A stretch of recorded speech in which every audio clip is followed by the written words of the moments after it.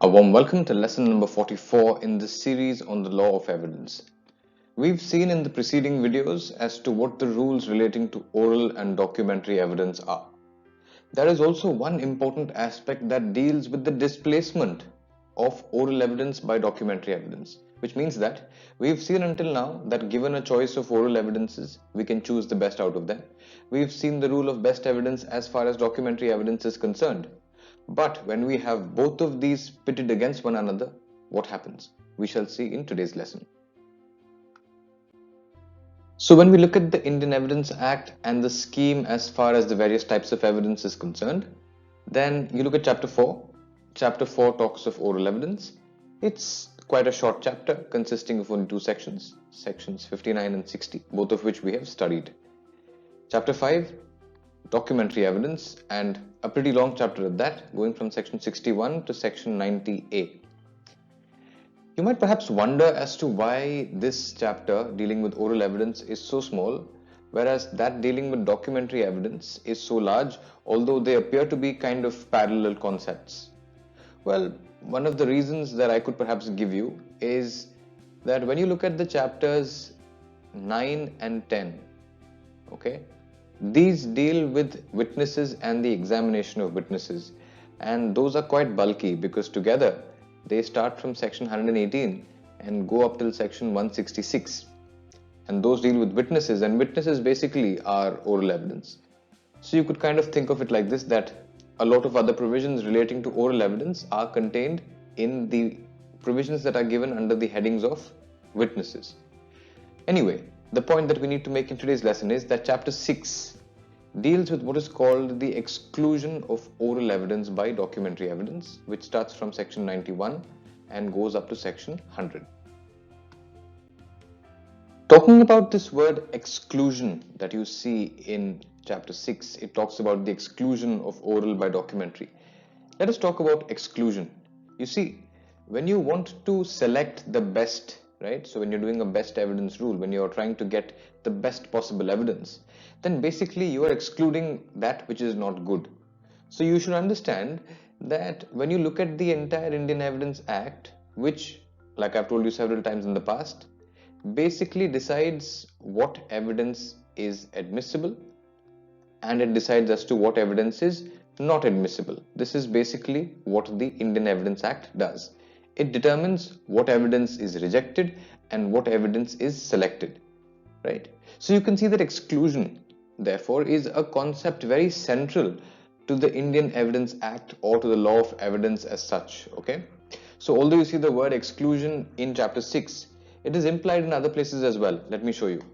When you talk of, say, the contents of a document, the proof of a contents of a document, oral evidence is excluded because that's what section 59 says, right? Section 59 says that oral evidence can be given for everything except the contents of a document. So you find that even in chapter 5, exclusion is in a way spoken of. Likewise, when we talk about the condition, existence and other things of a document, you can give oral. So when you talk about a document, okay, some aspects of oral are excluded and some aspects of oral are permitted. I hope you get the point. That what I meant to say is that when you have a document, then with regard to a document, some things about oral are permitted and some things about oral evidence are not permitted. So when you look at chapter 6, which basically talks about the exclusion of oral by documentary evidence, that in a way is something that has also been done in the preceding chapters. If you see chapter 5 and if you even look at chapter 4, then both of these chapters also in some way have excluded oral evidence in some cases. Of course, there are other cases where you can have oral and documentary, and you will find that you have quite a similar pattern even in chapter 6.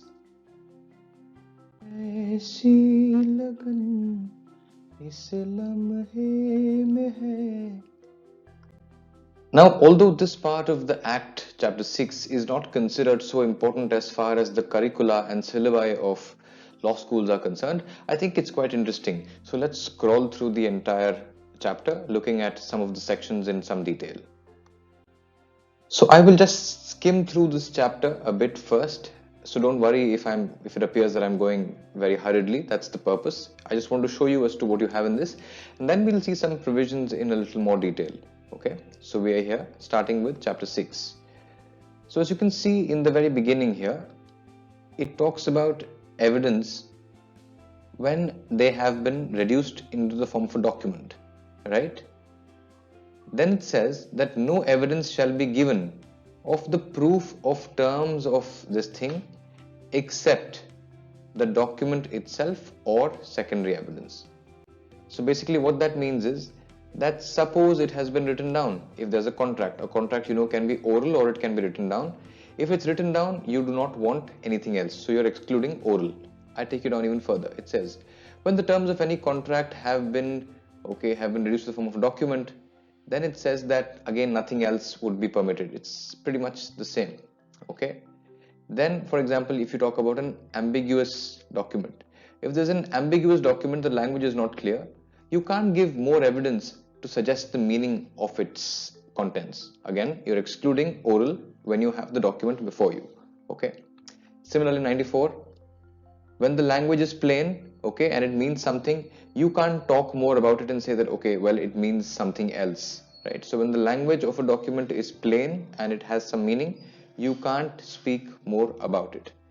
So that gives you an idea of the kind of provisions that you have when you look at 91 onwards. Okay, and now I will show you some of these provisions in a little more detail so that you get an idea of what is contained in this chapter. Now we look at some of these provisions one by one. Start with section 91. Okay, it says that when the terms of a contract have been reduced to the form of a document, okay, then no evidence shall be given for the contents of this contract, for the terms of this contract, except the document itself. What does that mean? Original. What does that mean? Primary. Except the document itself or secondary evidence, which basically means, let us say you had two people. Okay, these two people enter into a contract. Okay, and their contract is one which they decide to write down. Okay, now once they've written down the terms of their contract, it says that if you want to prove the contract between them, that there was a contract and there were certain terms, just get the document or get a copy of the document which is permitted, which basically means secondary evidence, and nothing else. As you can see, this is a case where other kinds of evidence are being excluded. It means oral evidence is being excluded. Hence, it is consistent with the title, Exclusion of Oral by Documentary. Let's look at section 92. You can pause the video whenever you like. I'm going a little fast because these provisions aren't really so important for you, and it's just for you to get an idea of what these provisions contain. Okay, again here it says that when the terms of any such contract have been reduced to the form of a document. Okay, so as you can see here, when they have been reduced to the form of a document, okay, then and once they have been proved, so you had reduced it to a document and you showed the document. So 91 says, okay, if you have a contract that is written down, get the document. So what you did was you proved the agreement by showing them the document. So A and B, they had a contract, they'd written it down. The court said, if you want to prove the contract, get me the document. You're like, okay, here's the document.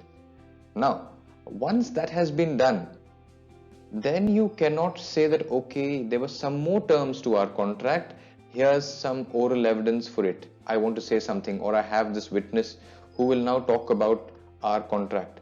Section 92 says that once you have done proving the contract through the document, no oral agreement would be permitted, right? So no oral agreement or no oral statement would be considered.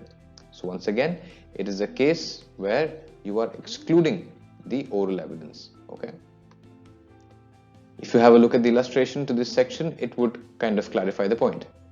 So a policy of insurance is effected on goods in ships from Calcutta to London. Okay,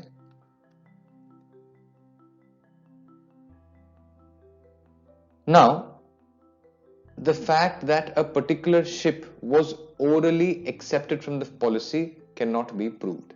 So you see, they have a contract which has been written down. Now it has maybe 5 terms. No person can now come and add a sixth term stating that it is oral. So you can't orally add a sixth term to a document that contains the terms of the contract and which has been proven according to section 91. So very simply, it's a case of excluding any kind of oral evidence. I will be getting back to section 92 because if you look at section 92, then it has a proviso. But for the time being, I will proceed and then get back to 92. Let's go to 93. In the same vein, where we are saying that some kinds of oral evidence would not be permitted, you look at section 93. It says that when the language used in a document is ambiguous or defective, you can't give evidence to suggest as to what the meaning of that word is. So the document itself is not clear. Now you don't want someone to come and speak about it to clarify it. That's what 93 says. You can have a look at the illustration. So A agrees in writing to sell a horse to B for either 1000 or 1500. Well, evidence cannot be given to show as to which price was to be given. Because you see, it is very clearly on its face, right? It's on its face ambiguous and defective. In fact, if you remember that when you've studied contract, you would have learned that the offer has to be clear and unambiguous. So here, when you give an alternative like this, it is not even an offer, right? That's not what we need to get into. You should remember that when you're studying the law of evidence, it's a law of procedure. Don't get into substance. But this is to remind you and to just let you know that this is patently on its face ambiguous, and therefore you can't now have an oral agreement or any kind of oral statement to suggest whether it was 1000 or 1500. Okay. Look at section 94. When the language used in a document is plain and clear by itself, okay, and it applies accurately to the facts. So in 93 we're looking at language that is very clearly defective. In 94 we're looking at words that are very clearly meaningful, okay. In neither of these cases can you have an oral evidence. Let's look at the illustration. A sells to B by deed my estate at Rampur containing 100 bighas. A has an estate in Rampur containing 100 bighas. So, evidence may not be given of the fact that the estate meant to be sold was a different one. You see, is the fact clear? I sell my estate at Rampur. Okay. He has an estate in Rampur that has 100 bighas. So does this appear clear? Does it apply accurately to the existing facts? Yes. So now you cannot allow for any oral evidence that tries to add or subtract from what is understood by the contract. Okay. Again, as you can see, it's a case of oral evidence being excluded. So like I told you, there was more to section 92 than we'd seen in the beginning. Section 92 has several provisos, but I'll not be dealing with all of them because I just want to acquaint you with this, and therefore I'll just take a couple of provisos, maybe one or two, to illustrate that there are cases in which oral evidence would be permitted. Let's have a look. Okay. Any fact. So what we saw in the main body of section 92 is that if there was a contract, okay, and the contract was reduced to the form of a document and it was proved in the court by means of this document, then section 92 says that you cannot give an oral agreement or oral statement with regard to that document. That's what the main body of section 92 said. Now we look at the provisos. Obviously the provisos will be going something to the contrary. They will say that okay, in these cases you can give oral evidence. Let's look at the first proviso. Any fact may be proved which would invalidate any document or which would entitle any person to any decree or order relating thereto, such as fraud, intimidation, illegality, want of due execution, want of capacity, etc. Okay. So what you can see is, suppose this oral fact was one, which would invalidate this document. Okay, or it would say that this document has been illegally obtained, right? Or maybe he was made to sign this uh, out of intimidation or out of fraud. Okay, or maybe there was no consideration. As you know, consideration is a very important part of a contract, right? In the Contract Act you have section 2D which talks of consideration, section 17 that talks of fraud, coercion you find in section 16. So you find that mistake of law, mistake of fact, section 20 in the Contract Act, not in the Evidence Act. In fact, you can just ignore what I said about the Contract Act if that confuses you. If it doesn't, so you see that these are some things which can affect the contract. So any such thing that will affect the validity of the contract, you can have oral evidence for that. Okay, so that's what I meant to say when you look at the proviso. Maybe I'll look at one more proviso with you and then you can look at the others by yourself if you're interested. Okay, so there are more than just these three. I'll perhaps take proviso number 3 for now.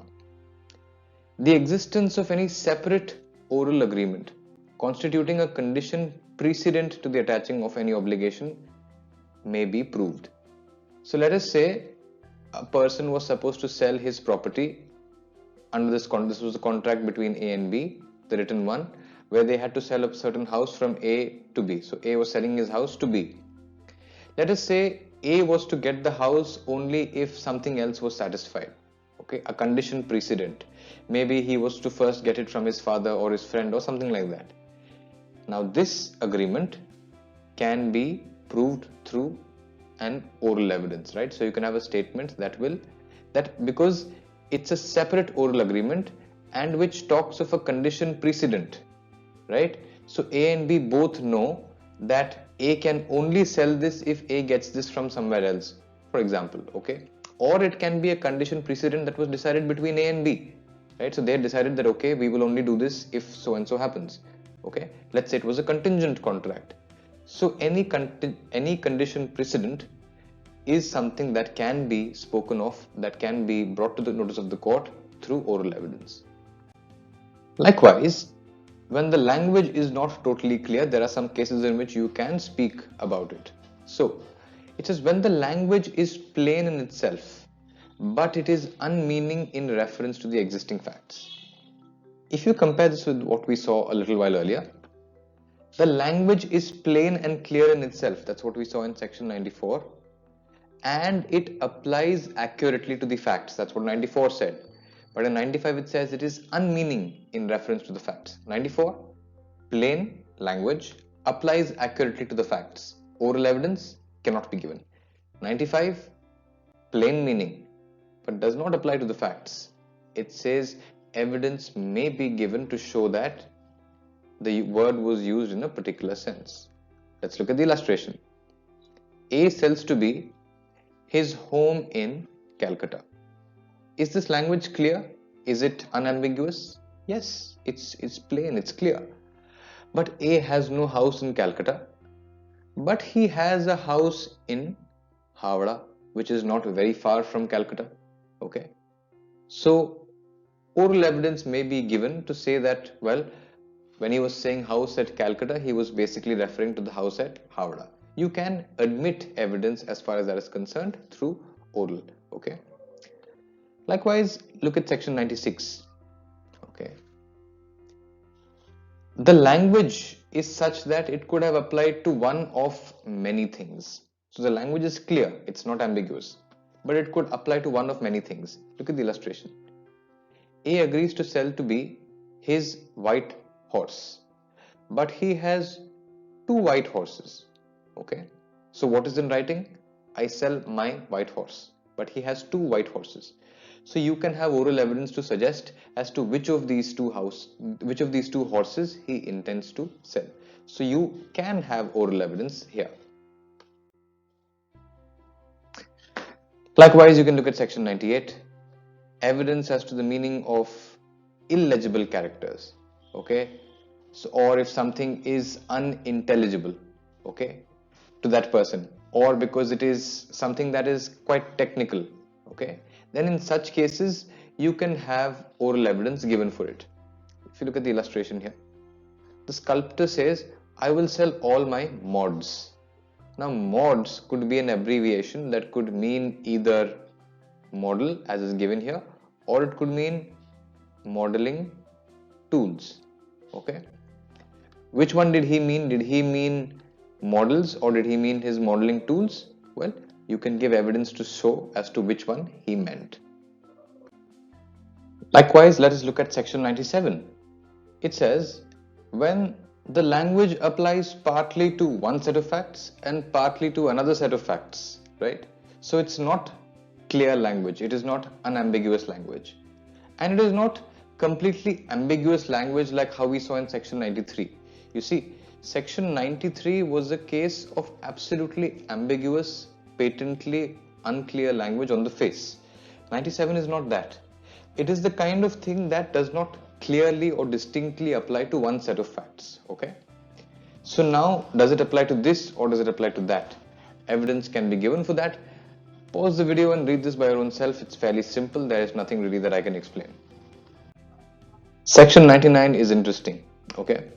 It says as to who are those persons who can give oral evidence, right?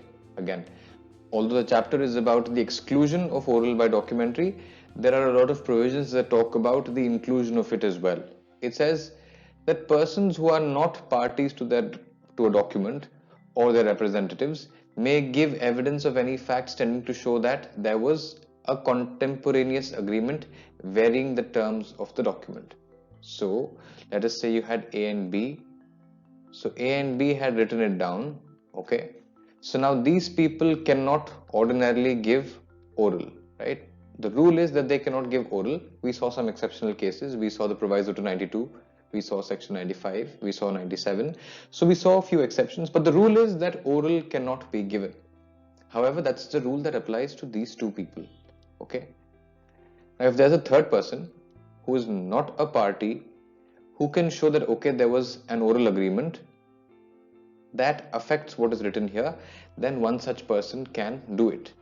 Let's perhaps look at the illustration together. It again talks about these three people, A, B and C. So A and B make a contract in writing. So they have a document that B shall sell A certain cotton to be paid on delivery. At the same time, they make an oral agreement. So one thing is the written agreement, the second thing is an oral agreement that 3 months credit shall be given to A. Okay. Now what had we seen? That suppose a document is there for the contract and that has been proven, then you cannot have oral for it. That's what section 92 says. So it says that this oral could not be shown as between A and B because section 92 applies, but it might be shown by a third person, C, if it affects his interests, right? So a third person whose interests are affected can give oral evidence even in a case where it has otherwise been excluded by this chapter. So I hope that after this brief lesson, chapter number 6 is relatively clear to you. Thank you for your patience. I wish you a good day.